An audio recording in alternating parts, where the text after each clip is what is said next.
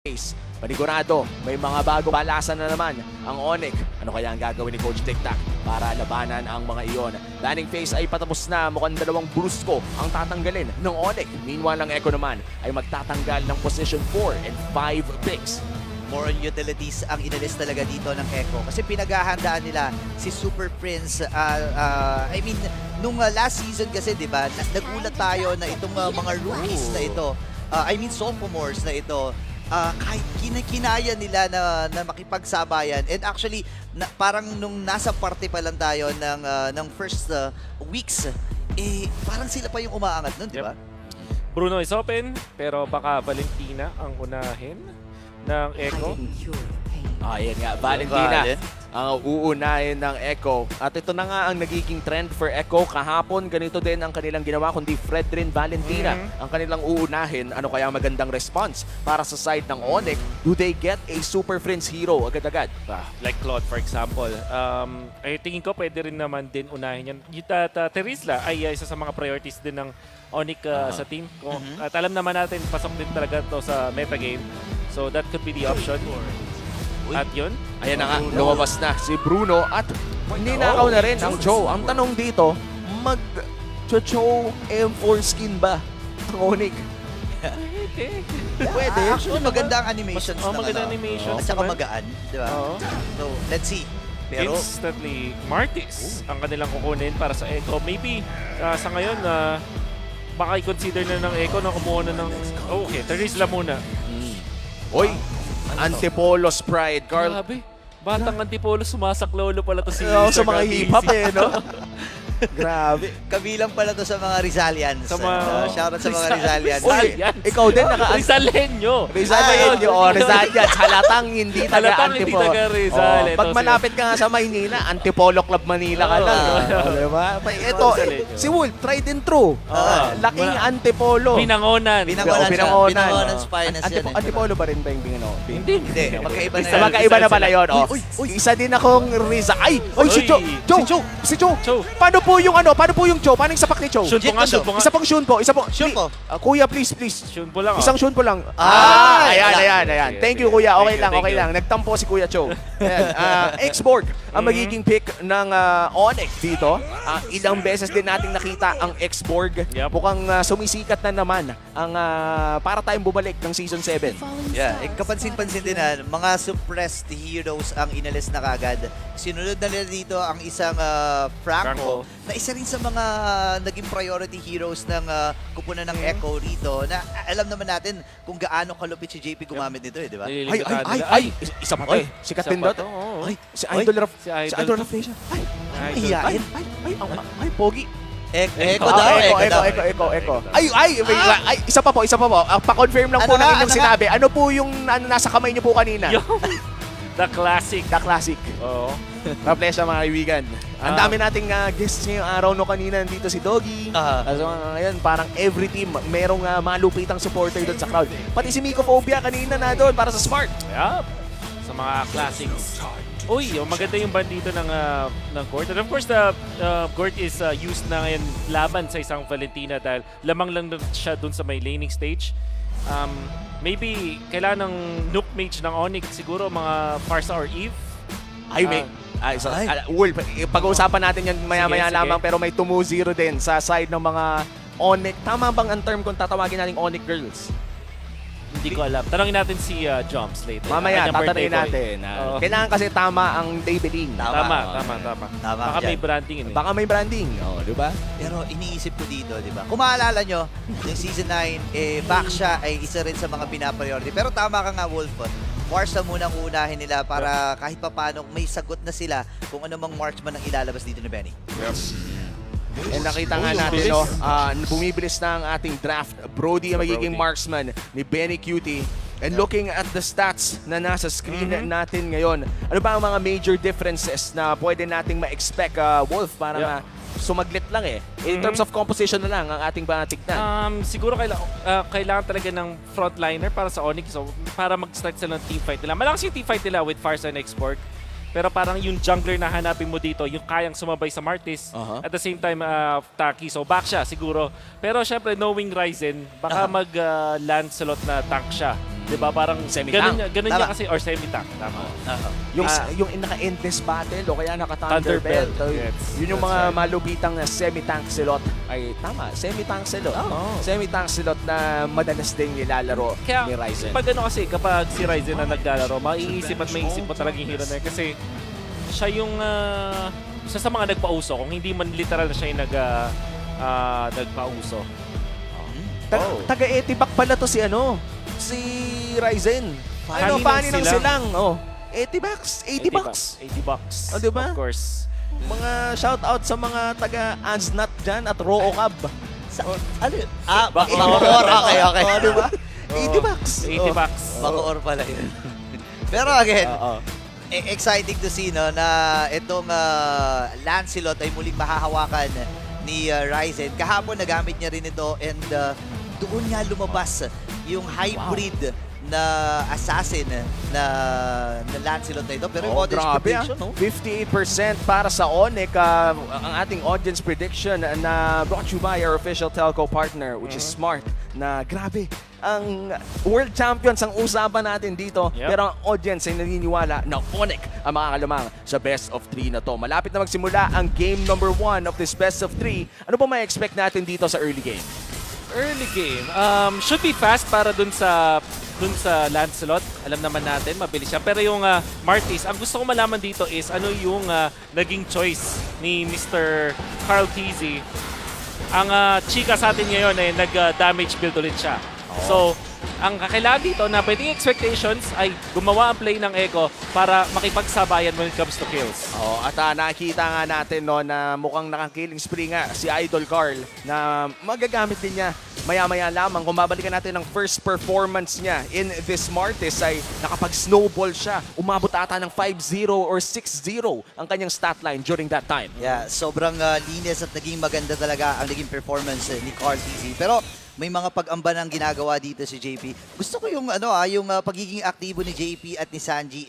Early stage pa lang parang ready na silang isang gala yung kanilang mga katawan. Oh, ay, alam mo naman kapag nag-aaurahan, minsan may kailangan na angasan. Pero ngayon si Ryzen hindi pa naman level 4 ang ating mga junglers at 30 segundos pa bago lumabas ang pinakaunang pagong. Yep. Sino bang nakakalamang pagdating sa first turtle fight dito? I guess kasi meron kang X-Borg, malaki yung advantage nun. Pag nag-level 4, though, itong si Sanji, pwede siyang kumopya ng isang crucial na ultimate. So, ito yung gagawin nila, yung switch, kung saan dun sa wave na malapit dun sa may turtle, siya yung sasalo. At aalis dito si Sanford. Or mag-share sila, apparently. No. So, gusto nila makakuha ng level 4 doon sa kanilang Valentina kasi ito yung pangsagot nila doon sa may ultimate nga naman ni Gem, I mean. No, at sisimulan na nga ni Carl Tizzy ang turtle. Pero tatlo ang nasa side ng Onyx. Medyo delikado ata ito para sa two-time world champion na si Carl. Pero nandiyan na si Sanford at Sanji. Tulad na naman na sinabi mo ay level 4 na ang Valentina. Good decision din na ni-reset ni Carl Tizzy itong turtle ito. Pero ngayon, may pagtalon kagad para sa kupunan ng Echo. Andun na rin yung loss insanity para kay Sanji. Habang si Yoshino at si Gem ay aatras na nga rin muna. Pero si Ryzen ay hindi susuko dito. Merong Feather Dress mula kay Super Prince. Pero si Ryzen pa rin ang makakuha ng unang turtle ng ating game. TP out. Pero ngayon, si Ryzen na naman. Mission impossible. Si Ryzen, umalis na lahat ng mga tropa niya. Pero ang sabi niya, atin to. Oo. Nakakagulat yung ginawa dito ni Ryzen. In fact, pwede mo baka siyang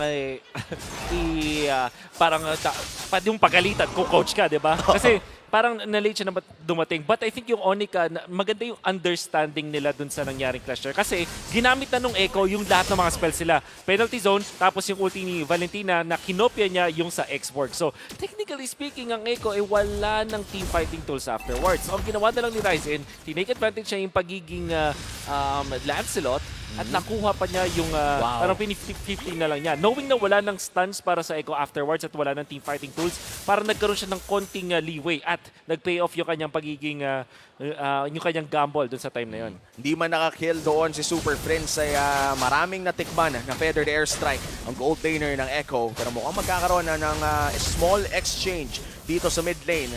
Pero galawan lang, pakitaan lang ng skill. Gaganda ng mga skill eh. Nakakagulat yung mga ganong dash in ni Ryzen. Alam mong kukuha talaga eh. Pero again, good decision para sa kanya nung umatras. Ito yung sinasabi niya nung nasa interview medyo nawalan lang kami ng disiplina nung panahon na yon.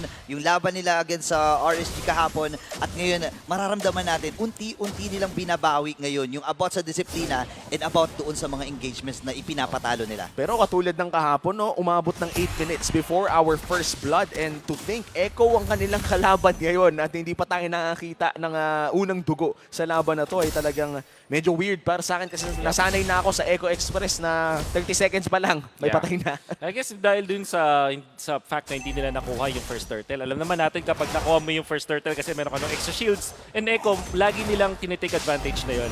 Dun sila dire-diretso. And by the way, so I take note na hybrid nga ang choice ngayon ni Ryzen. Going for the Molten Essence first. And si Carl TZ, ganun din. Kung papansinin natin, may aura din yung kanyang Martis dito. Uy, pero nasinimula na kagad ng Echo yung bakbakan na ito. Samford. Wow! At nabitawan yung penalty zone. Kaya lang apat na members mula sa Onyx. Ang kanyang sasalubungin doon. Yoshino with a kill. First blood para sa kanila. At magandang pag-box out mula kay JP. At na-secure ng Echo yung second turtle ng ating game. Turtle for the first blood. Wolf, sino bang nakakalamang sa mga ganong klaseng exchanges? Actually, even. Kasi si Sanford yung nabigyan doon. So, para sa Echo, hindi ganun kaganda na yung kanilang XP laner ang kinailangan magsakripisyo. Good thing is, na-secure nga nila yung turtle. So, para dun sa Echo, happy na sila dun sa fact na nakakuha pa rin sila ng turtle. Yun nga lang, ang ganda na ginawa dito ni Ryzen. Invasion is real. Oo nga, parang kinalbo ang jungler ni Carl, ang jungle rather, ni Carl TZ. Pero mukhang yun din naman ang balak ni Carl dahil paangat na siya sa may bandang orange buff. Pero bantay sarado ni Yoshino, mid lane ang hanap, Super Friends Oy, na cancel ni JP! Grabe yung Flicker Tyrants Region pero naging sapat yung panahon na yon para mabasag nila yung gitnang tore and it opens up yung purple and orange dito ng Onyx Philippines. Mas magiging mahirap ito para sa kanila. Ngayon naman, si Nets ang punterya. JP nakakonceal pero hindi nila itutuloy ang dive sa Bruno. Yeah. Okay, so yung decision dito ng Echo, interestingly, ay mag-focus na lang dun sa mga objectives. At kinocommit nga nila yung kanilang Tyrant's Rage para lang ma-zone out yung Onyx. At zone out lang at yung penalty zone nila, pang penalty zone out lang. Wow, Yoshino with a shun po pero mukhang siya pa ang Oh my magbabayad. gosh, grabe. Actually, i-comment natin yung effort niya doon na iwasan niya yung Tyrant's Revenge with a Shumpo, nasipa niya Way of the Dragon, kaya lang hindi na siya makaka-follow up kasi alam niya na maraming tao sa Echo doon eh. Yun yung minsan na kinakagat ka pabalik kapag masyado ka ng pogi. Ayun, yun Kasi pala yun. pogi play yun eh. Yung shun po, iniwasan mo yung yung stun tapos sipa agad. Counterplay sana. Kaso ayun nga, nasobrahan ng pogi. Yun nga lang, no. Pero again, parang sinabi dito ni Yoshino, pre, tumakbo na kayo. Ako na, iwan nyo na ako dito. Parang sa mga horror movies, di ba? Ganun ba yun? Gagawin mo ba para sa amin yun, Burrito? Oo naman, siyempre. Kaya mahal ka namin eh, Ay! Yoshino! Pinulat na talaga amin that Flicker Way of the Dragon. Habang apat ng members ang sasabayin ni Sanford dito. No way! Grabe yung micro. No way! Pero may Flicker din. And lost insanity na isasagot ni Jem. Nice effort para kay Sanford. At dahil doon, open na naman yung turtle para sa Echo. Sanford para sa Turtle once again. Yan ang trade na nilalaro ng Echo at may 1K gold lead na ang mga Orcas. Wow, interesting yung... Wait Wait lang! Sumagot dito ng Flicker and Sandy with a tippy. Benny Cutie naman ang lilis ng mga naganap. Hindi na niya kinumpleto yung sipa. Oh, man! And that was actually a copy the Way of the Dragon. Echo, focusing on objectives first, tapos nagpapunish na lang. At kaya naman mataas yung gold nila ngayon kasi nakakuha sila ng mga Tori, nakakuha sila ng mga Turtle. What they're doing is, sinak-sacrifice sila si Sanford actually. Yung kanyang ginagamit na penalty zone, pang zone out ng mga members ng Onyx, at the same time, pang force ng mga ultimates. So kung papansinin natin, pag wala na yung last insanity na available para sa Onyx, ang laking bagay agad nang nawawala sa kanila when it comes to their team fight. Oh, at nakikita talaga natin na willing naman si Sanford. Sige, okay lang, 0-2 ako pero lamang ang aking team. Yung sacrificial play na nakita natin mula kay Sanford ngayon ay nagbibigay din kay Benny Cutie ng spasyo para makapag-push at para makapag-farm. 2-0 para sa bagyong Benny. Oops. Ryzen papasok ng bagya, nahuli. Uy, Tyrant's Revenge sa Tyrant's Ray. Super Prince dito ay maganda ang distansya na kanyang pinapakita. Yoshino yung makakatakas. Carl TZ nakatago lang pala doon sa may pixel bush. Pero okay lang daw siya. Low kill score game, no? 2-2 ang ating kill score for a 8-minute game. Katulad lamang na napanood natin sa Onyx versus RSG kahapon ay matagal man ang laro ay medyo ang baba ng ating kill score. Pero kung in terms of objectives, Wolf, ang taas ng ating palitan. Yep, and that's Echo. Just prioritizing yung mga important na mga objectives. Like the mid lane turret, ito yung pinakamataas talaga na value dahil may access ka dun sa Turtle Pit na mas madali at pati na rin dun sa Lord Pit. Now, yung sa may top lane naman and bottom lane, nakuha din nila yung tier 1 turrets doon, which also means na tataas yung gold nila para dun sa mga members na mga support in nature. For example, itong Kufra, kaya itong si JP ay may immortality na dahil may extra gold sila mula dun sa mga objectives na yun. And sa ngayon, mukhang naghahanap sana ng play ang Echo, pero kinancel nila ang kanilang call sa may orange buff ng Onyx. Feathered Airstrike na gamit para mag-clear at ang Lord ay nandyan na rin. This is the first Lord of the game. Hihilain na ni Carl TZ papunta sa side ng mga Orca. Medyo malayo si Nets dito. Uy, ko-contest pa kaya ang Onyx? 5 miyembro mula sa Echo ang nakapwesto dito sa unang Lord ng ating game. Pero makikita nila itong si Jem Sanford. Grabe, inuubos kagad yung Piraga armor at mahirap ito para kay Jem na sumabay. Kalahati yung buhay ng Lord, pero doon yung piracy, pero si Zone gamit ng arin habang si Jem naman flicker. Si Ryzen na may ibig sa tatlo. 4 na part memory pero hindi inabutan itong si Jem. Pero tuloy-tuloy Si doon Nets? sa may taas. Si Nets? Itong si Nets. Kailangan nilang pigilan to. Oh my goodness! Makakainip pa ata si Nets.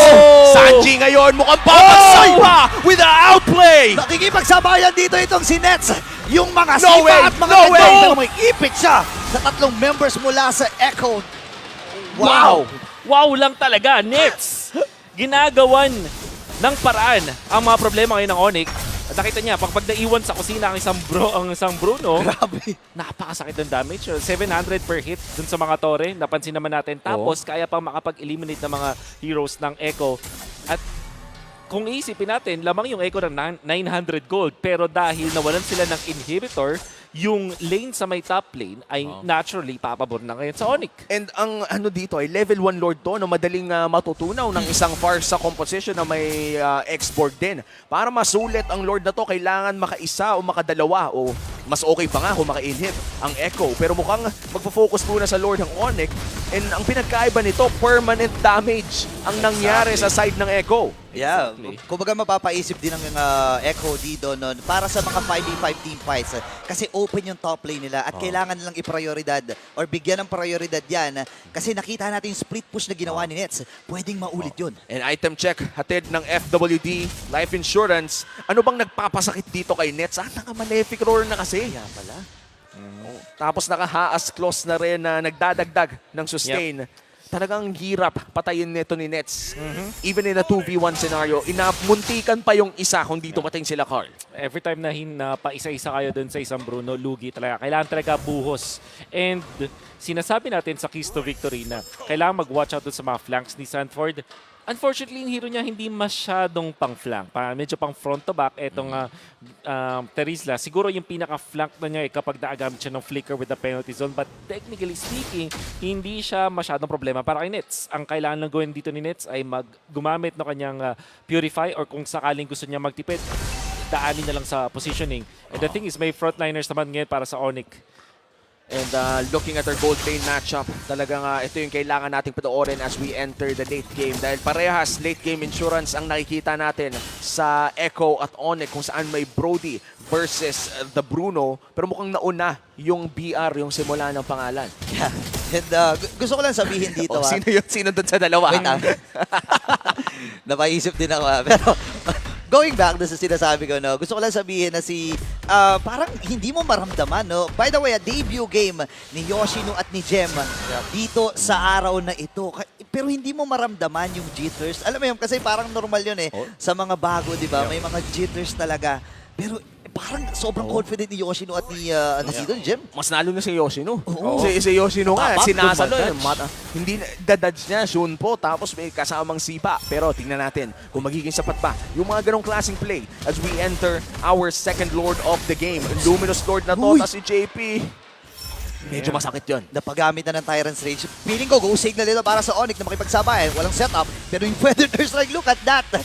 40% yung nabawas sa buhay ni Nets sa isang bagsak lang na yon habang si Ryzen versus Carl TZ, jungler to jungler, at si Jem ay may dito pop yung kanyang immortality. Meron pa naman siyang losses sa ating pantakas. Habang yung Feather Rush ang nagamit na rin ni Super Prince. Marami ng mga nagamit ng mga ultimates dito, both parties. Pero si Ryzen ay nandun sa may bandang itaas at nag-aantay lamang. Perfect angle to find a possible steal. Nakanakaw na kanina ng Turtle. Ang tanong ngayon ay makakanakaw nga ba ng Lord? JP might be in trouble. Yoshinu, pinoprotektahan lamang si Nets pero nangangalahati na ang buhay ng Lord at si Sanford. Nahanap na niya si Ryzen. Ito lang ang kailangan niyang gawin guluhin at pahirapan itong si Ryzen na makalapit. Pero doon si JP, Tyrant Station gamit niya. Feather Dash mula doon sa may bandang likuran. At si Sanford rin na penalty zone na nga rin. Sipa mula kay Yoshino, patay si Sanji sa pagkakataon na same with JP.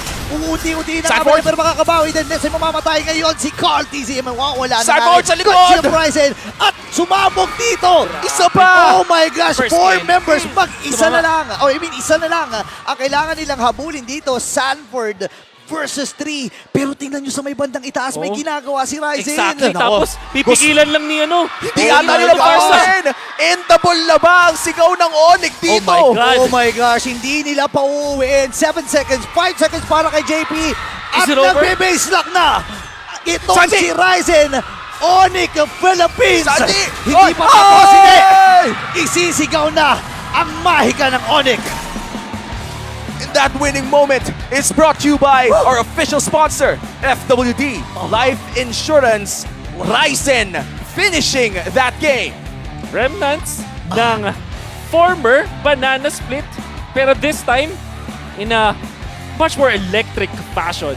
Yung Banana Split dati ng Onyx ay slow and steady. Oo, Hindi mo tahimik. masyado mararamdam tahimik. Ito, nagpapakita sila talaga ng malupit na galawan. Nets ang nagsimula.